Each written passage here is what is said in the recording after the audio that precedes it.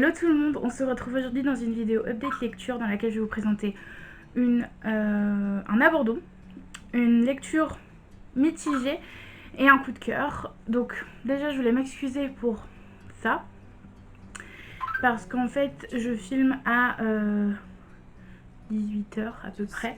Du coup le soleil est en train de se coucher derrière chez moi, du coup et je suis désolée pour les deux. Mon téléphone est là-bas et je l'ai pas mis en mode vibreur. Ça va se stopper à un moment ou à un autre. Donc on va commencer de suite. Ce que je vais faire, c'est que je vais d'abord vous présenter l'abandon et puis après je vais aller jusqu'au meilleur parce que l'abandon va être très vite résumé. Déjà il s'agit d'une bande dessinée, il s'agit du premier tome de Nin, donc La ligne noire de Darlo et Pilet, publié ici chez France Loisirs. Je me suis arrêtée, je pense, un peu avant le milieu.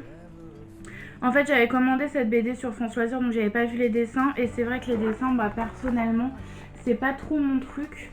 Et en plus de ça, j'ai trouvé que l'histoire était hyper longue et hyper complexe. Alors c'est hyper rare pour une bande dessinée parce que finalement les bandes dessinées c'est un peu fait pour être cool, même si ça traite souvent de sujets très importants. Normalement on lit ça un peu pour se détendre, etc. Et là, ma foi, j'ai été trop déçue quoi. Enfin, j'ai pas trop compris. Du coup, cette bande dessinée va se retrouver très vite sur Vinted parce que voilà quoi, j'ai pas du tout accroché. Ça c'est un livre qui vient de tomber, un livre que je dois mettre en vente sur Vinted aussi. J'espère qu'il est pas abîmé. Mais du coup voilà, c'est dommage. Si vous avez lu cette saga et que vous l'avez aimée, n'hésitez pas à m'en parler. En fait moi c'est surtout les dessins et l'histoire très longuette qui m'a un peu repoussée. Et puis en plus de ça, l'histoire où on a trouvé la petite fille dans le métro, etc. Moi ça m'a pas... Bref, pourtant j'adore Paris. Et donc c'est dans les métros de Paris que ça se passe, donc ça aurait pu m'accrocher un peu, mais pas du tout et je trouve ça dommage. Ensuite, le deuxième livre que je vais vous présenter, c'est aussi une bande dessinée, donc c'est le livre où j'étais un peu mitigée. Et il s'agit du premier tome de Lulu et Nelson, donc tome 1, Cap sur l'Afrique de Girard Aumont et Aurélie Néret. Et c'est publié chez les éditions Soleil dans leur collection Métamorphose. Alors, dans cette histoire, on suit Lulu, qui est une jeune fille qui, en fait, comment expliquer ça ? Parce que je l'ai lu il y a longtemps aussi. Mais en fait, on suit une femme avec sa fille qui... en fait, cette femme va lui raconter l'histoire de sa mère. Je crois que c'est quelque chose comme ça. Et donc, sa mère, c'est Lulu. Et le petit garçon, c'est Nelson. Alors, l'histoire est hyper bien construite. Elle aborde des sujets importants. Mais je l'ai trouvée un peu plate, un peu... ouais, sans grand intérêt. Alors je continuerai cette saga parce que j'adore ce que fait Aurélie Néret et que là les dessins ils sont juste à couper le souffle. Je m'attendais plus à quelque chose dans la veine des carnets de cerises, donc où Aurélie Néret a participé avec Joris Chamblin, il me semble. Je m'attendais plus à quelque chose de comme ça. Là c'est plus une BD plus adulte, mais entre gros guillemets parce qu'elle peut très bien se faire lire par des enfants de 8-9 ans, mais ils ne comprendront pas tout je pense.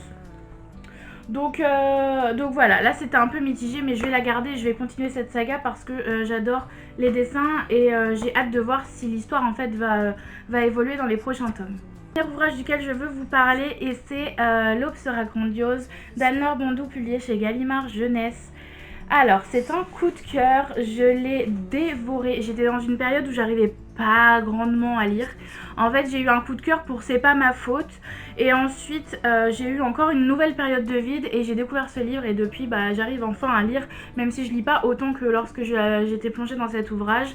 Mais bref, dans cette histoire on rencontre Titania qui est la maman de Nin et qui va prendre sa fille un beau soir après la sortie du lycée, qui va lui dire j'ai fait tes affaires, on s'en va. Et en gros elles partent dans leur maison, dans un chalet au bord d'un lac où Titania va raconter son histoire à sa fille et où il va y avoir plein de malentendus, plein de sous-entendus, où Nin va se demander comment sa mère a pu lui cacher tout ça, où Titania va absolument raconter tout de A à Z en passant par sa mère, ses frères que Nin ne connaît pas et qu'elle pensait qu'elle n'existait pas en fait. Elle pensait tout simplement que les parents de sa maman étaient décédés et qu'elle n'avait pas d'autre famille. Et je l'ai trouvé mais si touchant, si beau, si doux. C'était juste une pépite. En plus de ça, je suis trop contente parce que je l'avais acheté à un salon du livre. Du coup, il est dédicacé. Je l'avais acheté en 2019. Donc, ma foi, j'ai mis 1 an à le lire, mais je l'ai lu et ça a été un énorme coup de cœur. Je pense très clairement que je vais suivre cette autrice de très près parce que son écriture m'a complètement charmée. Elle m'a totalement emportée aux côtés des 2 personnages principaux.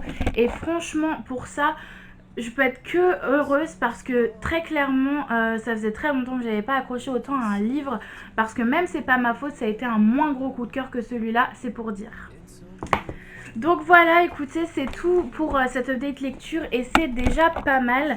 N'hésitez pas à me dire si vous avez lu un de ces 3 ouvrages, ce que vous en avez pensé, ou alors si je vous ai donné envie de les lire ou non.